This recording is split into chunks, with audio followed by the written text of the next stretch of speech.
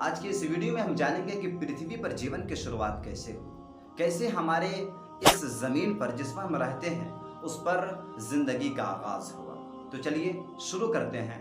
मैं हूं अफजाल दिलकश और आप देख रहे हैं कि हमारे ज़मीन पर ज़िंदगी का आगाज़ कैसे हुआ। इस बारे में बहुत सारी बातें दुनिया में मशहूर हैं और अलग अलग धर्मों में और अलग अलग लोगों में बहुत सारी बातें मशहूर हो चुकी हैं, लेकिन आज की इस वीडियो में हम बहुत ही कम वक्त में और बहुत ही डिटेल के साथ बातों को जानने की कोशिश करेंगे।